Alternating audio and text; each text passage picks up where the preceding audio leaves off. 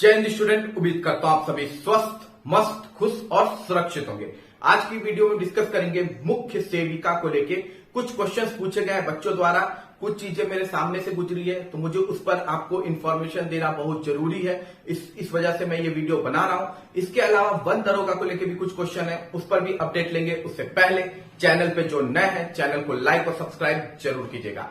चलिए चलते हैं वीडियो की ओर। तो सबसे पहले हम बात कर लेते हैं वन दरोगा को लेके कि वन दरोगा डीबी कब तक होगा। देखिए इसके लिए मुझे कॉन्टिन्यूअस एक बंदे ने काफी कमेंट किया है, काफी क्वेश्चन पूछा है बार बार कि वन दरोगा की डीबी कब तक होगी।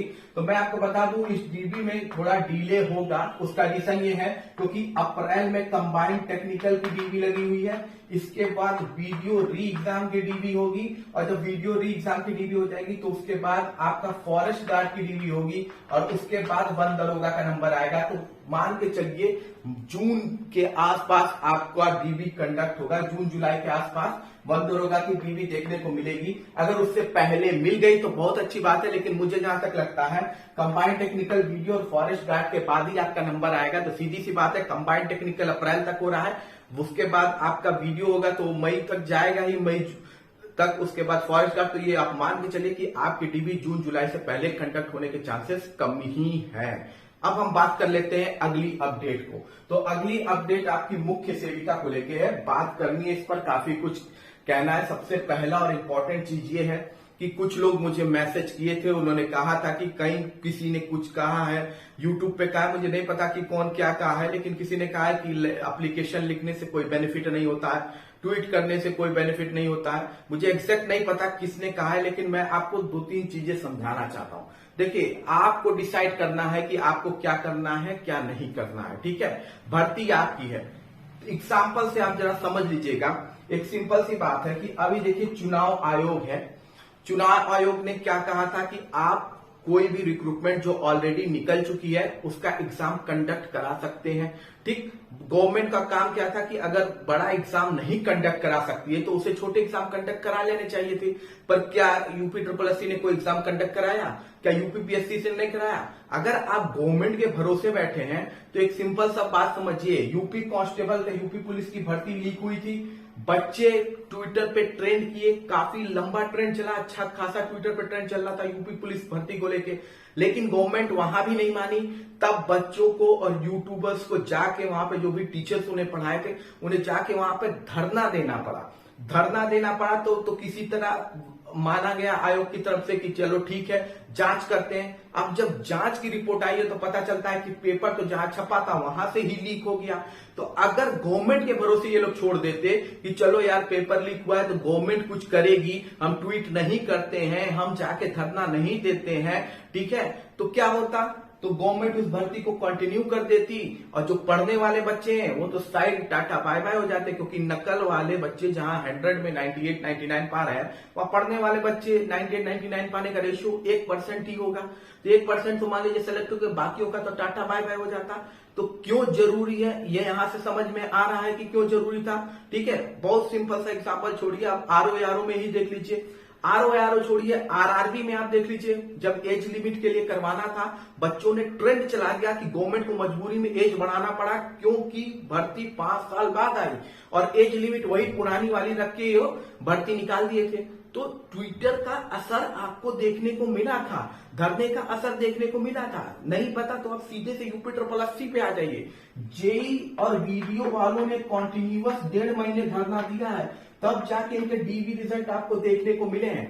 तो आप एक ऐसे स्टेट में रहते हैं और उस स्टेट में आप एक ऐसे एग्जाम दिए हुए हैं जो एक ऐसी संस्था कराती है जिसे यूपी SSS कहा जाता है। अगर उसमें आप गवर्नमेंट के भरोसे रहेंगे, जैसे ये भर्ती रही थी कंबाइंड टेक्निकल, ये गवर्नमेंट के भरोसे ही रही थी, तो 2016 की भर्ती है और इसका डीबी का नंबर 2024 में आया है। कितने साल बाद आया है? 8 साल बाद आया है। वो भी तब आया है जब ये 2023 से ये एक्टिव हुए हैं कि नहीं भैया हमारी डीबी काफी दिन हो गया, एग्जाम हुए अब तक नहीं आई है, तब जाके आया है। तो देखिए डीबी का असर होता है, सॉरी डीबी का ट्विटर ट्रेंड का असर होता है। धरने का असर होता है। कोई भी चीज आप अपनी तरफ से कर रहे हैं उसका असर जरूर देखने को मिलता है। तो मैं ये नहीं जानता कि किसने क्या कहा क्यों कहा, और ना मैं इसमें पढ़ने वाला हूं, सबका अपना अपना ओपिनियन होता है। लेकिन मैंने आपके सामने कुछ एग्जाम्पल रख दिए। आप समझदार हो, आपको डिसाइड करना है कि आपको करना है कि नहीं करना है, क्योंकि इस लेवल पे आके आपको कोई ये नहीं समझाएगा कि आपको कौन सा डिसीजन लेना है और कौन सा डिसीजन नहीं लेना है। दूसरी बात है कि देखिए आपकी भर्ती में अब एक बड़ी इंपॉर्टेंट चीज होने वाली है। अगर किसी को समझ आया ना आया हो, लेकिन 31 मार्च को आपकी भर्ती के लिए एक ट्विटर का कैंपेन चलने वाला है। ट्विटर पर ट्वीट कैंपिंग चलने वाली है, सीधी बात है। 31 मार्च यानी कल की डेट है। ट्वीट कैंपिंग चलेगी 10-11 बजे, जब भी शुरू होगी। ठीक, अब तक एक बार भी ये जो ट्वीट कैंपिंग है वो सफल नहीं हुई है। मैं कहूंगा एग्जैक्ट सफल नहीं हुई है। देखिए कैंपिंग ट्वीट की हुई थी, उसका कुछ बेनिफिट तो मिला, लेकिन जो बेनिफिट मिलना चाहिए था वो नहीं मिला। उसका रीजन ये है क्योंकि ये ट्वीट जो आप करते हैं वो ट्रेंड ही नहीं हो पाता है। और ये सोचने वाली बात है, ऐसा क्यों नहीं होता है, जबकि 1000 बच्चे भी अगर ठीक से ट्वीट करते हैं तो ट्विटर पे ट्वीट ट्रेंड होने लगता है। तो इस बार थोड़ा सा यूनाइट होइए, एक होइए। अगर आपको लगता है कि ट्विटर का बेनिफिट है, ट्वीट से बेनिफिट मिलेगा, तो यूनाइट होके एक बार जो हैशटैग है वो आपको भी पता है, सबने जो रखा हुआ है यूपी नहीं सॉरी हैशटैग जो है रिलीज करके हैशटैग जो है मुझे है वही पुराना वाला जहां तक है मुझे याद है रिलीज यूपी, फिर क्या है मुख्य सेविका। ठीक है, मुख्य सेविका रिजल्ट, यही है शायद, यही हैशटैग था शायद अब तक, रिलीज यूपी मुख्य सेविका रिजल्ट, बीच में डैश डैश है। तो ये आपका ट्विटर ट्वीट का वो है आपका हैशटैग, इसी पे आपको ट्वीट करना है। देखिए एक्चुअली में होता क्या है कि एक बच्चा है वो 10 ट्वीट करता है और 10 बच्चे एक भी ट्वीट नहीं करते हैं, जिसकी वजह से उस एक बच्चे जिसने 10 ट्वीट किया है उसका अकाउंट लॉक भी हो जाता है और ट्विटर में आपका हैशटैग ट्रेंड भी नहीं करता है। तो देखिए जब भी आप ट्वीट कीजिए, अगर आपको नहीं आ रहा है तो किसी और की मदद लेके ट्वीट करवाइए। लेकिन एक इंपॉर्टेंट चीज याद रखिए, सेम शब्दों को बार बार रिपीट मत करिए। मतलब एक ट्वीट को बार बार रिपीट मत कीजिए, थोड़ा सा उसमें चेंजिंग ला दीजिए, उसकी फोटो में चेंजिंग ला दीजिए और उसके बाद ट्वीट करिए, तो आपको ऐसा अकाउंट लॉक का इश्यू देखने को नहीं मिलेगा।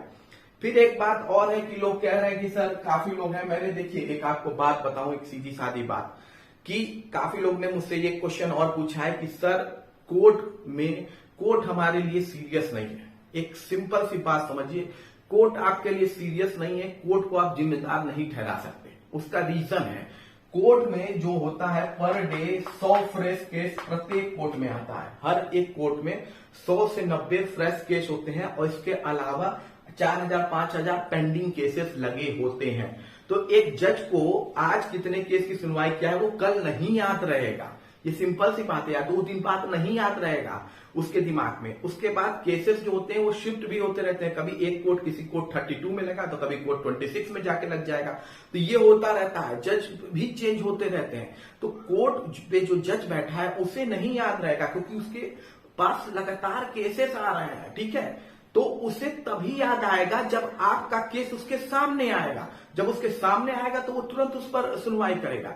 और सामने कौन लेके आता है? जो आपका रिप्रेजेंटेटिव होता है कोर्ट में, जो आपका रिप्रेजेंटेटिव है, जो होता है, जो वकील होता है, वो आपका केस सामने लेके आता है। इसमें कोई भी डाउट नहीं है, चाहे केस आपका कितने नंबर पे लगा हो। अगर आपका रिप्रेजेंटेटिव जो कोर्ट का है वो चाहेगा तो आपकी सुनवाई ऊपर करवा सकता है। और जिसका बेस्ट एग्जांपल आपने लेखपाल में देख लिया।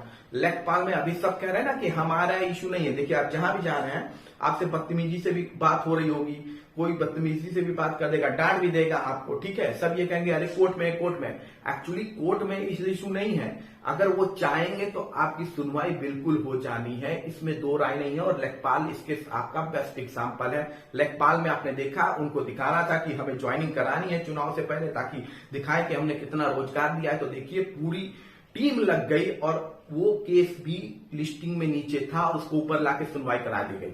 एक बार जज के सामने आपका केस जाएगा ना, स्टूडेंट से रिलेटेड कोई केस होता है, उस पर तुरंत जज एक्टिव हो जाता है। तुरंत एक्टिव हो जाएगा, वो आपकी सुनवाई तुरंत कर देगा, ठीक है। लेकिन उसको ले आने के लिए, उस केस को वहां पे ले आने के लिए जो आपका रिप्रेजेंटेटिव है वो चाहेगा तो ही ऐसा होगा। और वो कब चाहेगा? जब उसे पीछे से फोर्स आएगा, जिसका वो रिप्रेजेंट कर रहा है, जिसको कोर्ट में रिप्रेजेंट कर रहा है, अगर वो चाहेगा तो वो भी अपना केस, उसे क्या पड़ी, वो तो लेके आ जाएगा, उसको लाखों केस लड़ रहा है, वो तो लेके ऊपर आ जाएगा और आपका काम हो जाएगा। तो देखिए, जो ये कह दे रहा है ना कि कोर्ट में केस फंसा है, हम क्या कर सकते हैं, सब वही कर सकते हैं, लेकिन वो एक कहानी है, चलती है भाई, यही सच्चाई है, नियम है, कानून है, क्या किया जा सकता है, ठीक है। तो उसके अलावा एक क्वेश्चन और है जो बच्चों ने पूछा है, एक और रीट कोर्ट में पड़ी है क्या? तो मुझे देखिए, एक और रीट का मैं सिंपल सी बात बताऊं, मुझे भी ये चीज पता नहीं है, शायद किसी ग्रुप में किसी ने कहा कि डाली हुई है, एक क्वेश्चन पड़ा हुआ है और उन्होंने मुझे दिखाया था। वो क्वेश्चन किस शिफ्ट का, मुझे आई थिंक लग रहा है शिफ्ट 1 का है, उसके पर रीट डाली गई है कि उस पर मार्क्स की बात की गई है, क्वेश्चन गलत है क्या नहीं है।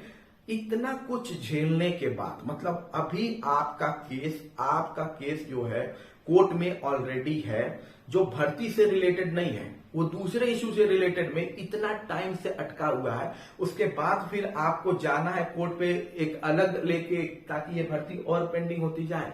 आपने कोर्ट में स्थिति देख लेना, एक बार भर्ती फंसती है तो क्या होता है, फिर भी कुछ बच्चों का जो बॉर्डर पे रुके हैं तो जाएंगे, जाके काम करेंगे, उससे होता क्या है, ज्यादा कुछ नहीं होता है। लास्ट में ये होगा कि या तो आपको फुल नंबर दे दिया जाएगा, तो उस फुल नंबर से जरा एक बात समझो कि आपका अकेले नहीं होगा फुल नंबर, वो सबको मिलेगा जो उस क्वेश्चन को अटेम्प्ट किए होंगे या नहीं किए होंगे, कोई फर्क नहीं आएगा। या तो उस क्वेश्चन को वो कर देंगे, हटा देंगे, तब भी कोई फर्क नहीं आएगा। लेकिन हाँ, जो भर्ती होगी वो लटक जाएगी 1 साल और।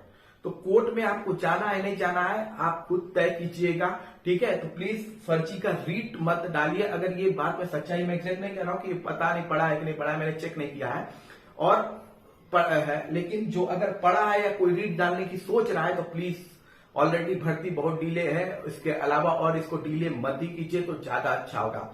एक क्वेश्चन और है कि सर अगली सुनवाई कब तक होगी? तो देखिए, इधर केवल हॉलीडे पड़ता जा रहा है, लगातार हॉलीडे पड़ रहा है, फिर नवरात्रि का भी, रामनवमी का भी हॉलीडे पड़ जाएगा। तो देखिए, आपकी केस की सुनवाई की डेट फिलहाल मैं चेक किया था तो स्टेटस अभी भी डेट का जो लिस्टिंग डेट है वो अभी भी नहीं बता रहा है कि कब लिस्टिंग की गई है। डेट जिस दिन लिस्टिंग होगी मैं आपको तुरंत अपडेट दे दूंगा। जो मुझे सब्सक्राइब किए हुए हैं उन्हें इन्फॉर्मेशन मिल जाएगी, और जो नहीं किए हैं वो सब्सक्राइब कर लो या चैनल को लाइक कर लो। काफी लोग ने मुझसे पूछा कि सर बहुत सारे लोग वीडियो बना रहे हैं, रोज बना दे रहे हैं। तो देखिए, आपको एक बड़ी सिंपल सी बात मैं बताता हूं, मैं खुद आप 3 हफ्ते में 3 ही वीडियो बना पाता हूं, टाइम नहीं मिलता है। लेकिन जो आपके लिए रेगुलर वीडियो बना रहा है उसकी आप रिस्पेक्ट जरूर कीजिए। आपका न्यूज ना ही कोई बड़ा यूट्यूबर चला रहा है, और आपने जिन से पढ़ा है ना कोर्सेस लेके, उसमें भी शायद 1 या 2 यूट्यूबर ही होंगे जो आपके सपोर्ट में वीडियो बनाते होंगे, बाकी कोई आपको पूछने वाला है नहीं, ना पूछ रहा है। मेन मीडिया से आपका कोई भी कांटेक्ट नहीं है, मेन मीडिया तो आपको दिखाता है। ये जो रेगुलर आपका वीडियो बना रहे हैं ना, इससे एक चीज बड़ा बेनिफिट हो रहा है कि आपकी जो भर्ती है वो ट्रेंड में रह रही है। अब ट्रेंड में रहने से भी बहुत इंपॉर्टेंट फायदा मिलता है, तो वो एक काम आपके लिए कर रहे हैं, तो कम से कम उनकी रिस्पेक्ट थोड़ी कर दीजिए, ठीक है। मैंने देखा बहुत लोगों के में आप जो कमेंट लिखते हैं ना, इसी वजह से कोई मैक्सिमम लोग आपका साथ देना की कोशिश नहीं करते हैं। तो जो अगर आपका दे रहे हैं तो उसकी थोड़ी रिस्पेक्ट दीजिए, कम से कम वो आपकी भर्ती को ट्रेंड में रखे हुए हैं। बाकी ट्विटर कैंपिंग में आपको ज्वाइन होना है, मैं खुद भी रहूंगा वहां पे, ट्वीट करूंगा, और आप लोग भी कीजिएगा, जम के करना है, इस बार इसको ट्रेंड में लाना है, ठीक है। बाकी कोई भी क्वेश्चन है तो कमेंट बॉक्स में पूछिए। मिलते हैं अगली वीडियो में। जय हिंद, जय भारत।